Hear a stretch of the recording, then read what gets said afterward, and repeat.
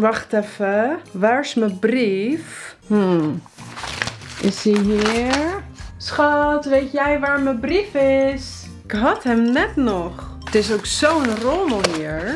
Geen wonder natuurlijk dat ik hem weer eens kwijt ben. Maar net lag hier nog. Ik snap er helemaal niks meer van. Hallo allemaal, Dutchies to be. Vandaag gaan we kijken naar gereduceerde vormen in het Nederlands. Wat zijn dit? Nou, zoals jullie hebben gezien in de intro zijn dat woordjes die we niet helemaal uitspreken en die we dus vastplakken aan andere woordjes. Dat was zoals even, eens, z'n, zo'n, der, dit soort kleine woordjes. En deze woordjes gebruiken we voornamelijk in spreektaal. Soms schrijven we het ook zo in een berichtje, bijvoorbeeld in een WhatsAppje of zo. Dus misschien heb je het ook al wel een keer gezien. Of misschien heb je het al wel eens gehoord. Of heb je dus deze woordjes gemist, omdat we in de spreektaal sneller spreken en dus woordjes aan andere woordjes plakken en niet helemaal uitspreken. En vandaag zullen jullie mij dus ook voor het eerst een beetje normaal horen spreken. Want als ik nu voor jullie spreek, dan spreek ik alle woorden vaak helemaal goed uit. En elk woord individueel. Maar vandaag gaan we dus kijken naar zinnen die ik eerst dus met elk woord individueel uitspreek en daarna met gereduceerde vormen. Nu gaan we dus eerst kijken naar de 13 gereduceerde vormen. Als jij nog andere vormen kent die ik niet heb besproken, laat het me dan weten in de reacties. En aan het eind van deze video gaan we ook nog terug naar de zinnen die ik in de intro heb gebruikt. We gaan nu beginnen eerst met de 7 voornaamwoorden. En de eerste is uk. En uk is een gereduceerde vorm van ik. Ik kan een vraag stellen. Kim, heb je zin om morgen mee te gaan bowlen? Nou, ik weet niet of ik wel zin heb. Maar dit zeggen we eigenlijk niet zo. Dan zeggen we, ik weet niet of ik wel zin heb. En eigenlijk zelfs, ik weet niet of ik wel zin heb. Dus ook niet. Ik weet niet. Ik weet niet wordt ik weet niet. Ik weet niet of ik wel zin heb. De tweede is z'n. En z'n is een vorm van zijn. Dus het bezittelijke voornaamwoord zijn.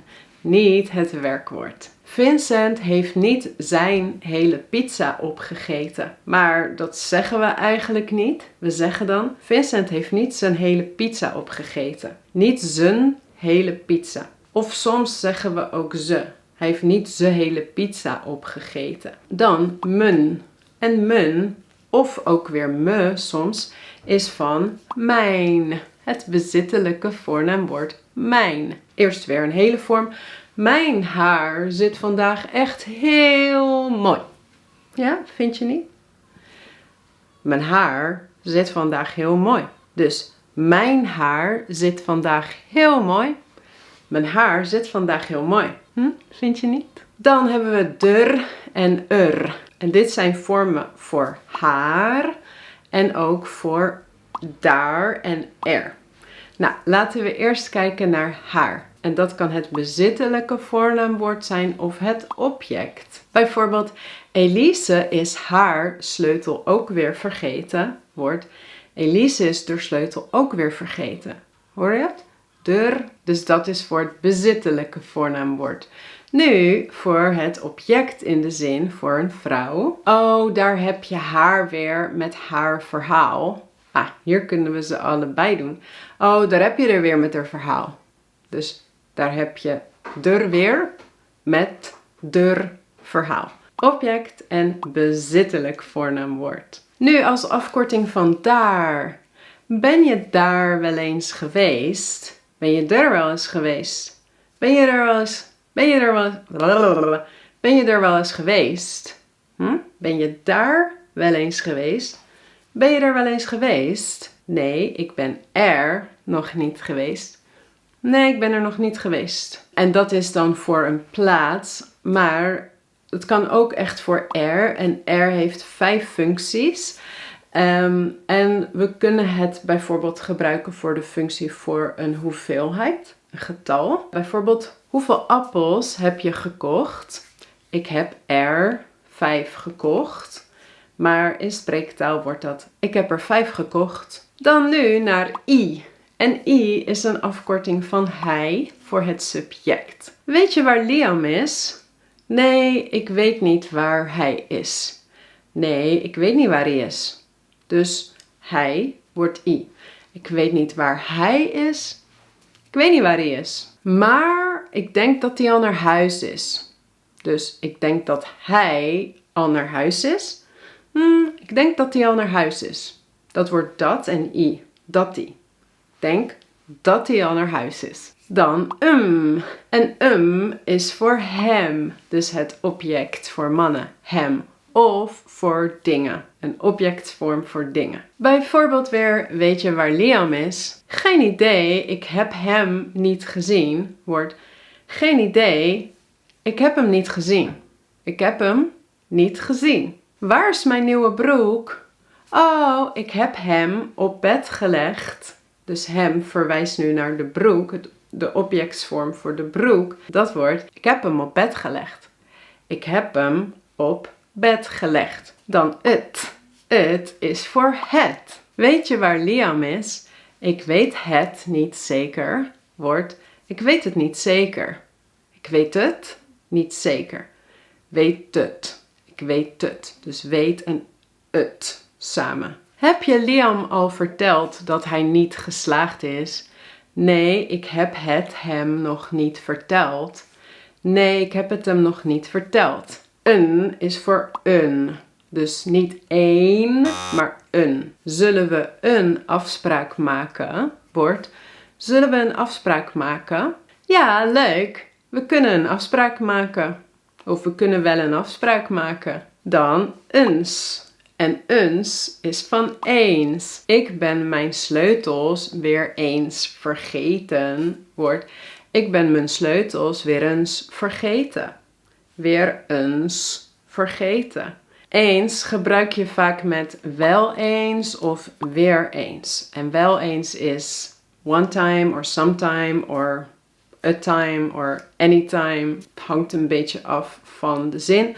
Of weer eens is again. Dus ik ben mijn sleutels weer eens vergeten.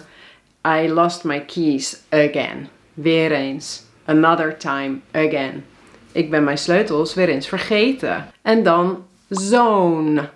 Zoon. Dus niet z'n, maar zoon.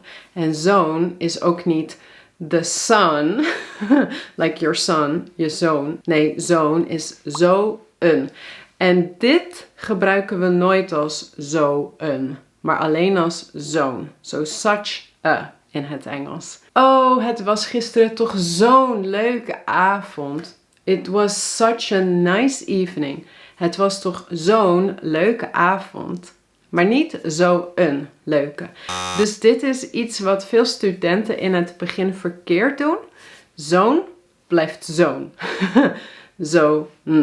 Zoon. Dan eentje die ik al in een andere video heb behandeld. Namelijk over afkortingen. En het is niet echt een afkorting. Het is ook meer een gereduceerde vorm eigenlijk. En dat is effe. En effe, ff, dat is voor even. Kun je even hier komen? Kun je even hier komen? Wacht even, ik kom er zo aan. Wacht even, ik kom er zo aan. Ook weer met R. Wacht even, ik kom er zo aan. Dan een afkorting waarvan 2 woorden. En dat is maar ja. Maar ja. En dat is van maar ja. Bijvoorbeeld maar ja. Zo erg is het ook weer niet. Het is om iets minder erg te maken. Maar ja. Anyway. Is it like anyway? Het is een beetje zoals but yeah or but anyway. Dus, maar ja, zo erg is het niet. Maar ja, laten we het over iets anders hebben. Dus ofwel je maakt iets minder erg, of ja, je wilt niet over iets praten en je gaat naar iets anders. So, but anyway, bla bla bla bla bla. Maar ja, laten we het over iets anders hebben. En we gaan het over iets anders hebben, namelijk de laatste vorm. En dat wist. Wisty. En dat is, hoe is het? Wist. Hey, lang niet gezien. Hoe is het? Hey, lang niet gezien. Hoe is het? Hoe is die? Dus, hoe gaat het? Hoe is het? How is it?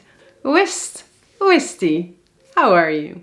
Dit waren de vormen en zoals je ziet worden dus deze gereduceerde vormen vaak aan andere woorden geplakt of meerdere woorden worden aan elkaar geplakt. Dus laten we nog een keer kijken naar de zinnen uit de intro. De eerste, wacht even. Waar is mijn sleutel? Wacht even. Dus wacht even.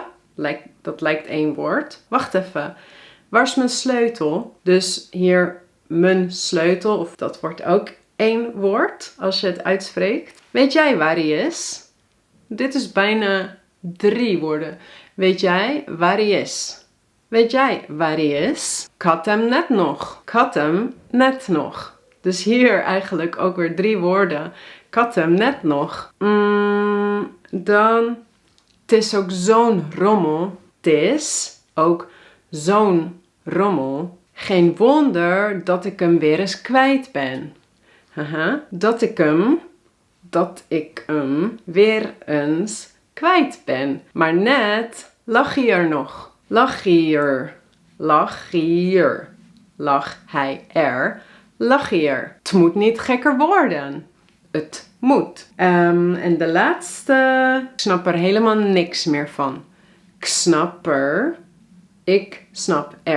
snap er helemaal niks meer van. Oké. Ik dacht aan het begin dat dit een korte video zou worden, maar uiteindelijk is het toch wel lang, omdat het belangrijk is om te laten zien waar de vormen vandaan komen en hoe je die dus dan uitspreekt of hoe je die dan kan horen en wat aan elkaar wordt geplakt. En ik wil ook nog zeggen dat dit dus vooral in spreektaal is en het zijn dan vaak woordjes die niet benadrukt zijn. Zodra je een woord moet benadrukken, zoals ik en zijn en die andere woordjes, dan zeg je ze wel vaak in zijn geheel en je schrijft ze vaak ook wel in zijn geheel, in zijn geheel. En vaak wordt er uitgesproken als er. Dus er is al een moeilijk woord. Er heeft al 5 functies en het is moeilijk. En als wij spreken, dan gebruiken we er heel veel. Maar dan wordt het vaak er of der en ingeslikt en aan andere woorden geplakt. En ja, dit is dus lastig en het spijt me daarvoor. Maar ik hoop dat je toch wel hebt geleerd over dit soort woordjes. Misschien kun je goed opletten als Nederlanders spreken. Vertel me dus in de reacties of jij alles hebt kunnen horen, welke moeilijk was of waren, of je nog andere kent die ik nu niet heb besproken. En ja, ga ze zelf gebruiken als je iets vloeiender al wilt of kan spreken. Probeer ze ook zelf te gebruiken. En zeg nooit meer zo één. Zo'n. Nou, ik wens jullie allemaal natuurlijk weer een fantastische dag. Ik zie jullie heel gauw in de volgende video. Doei!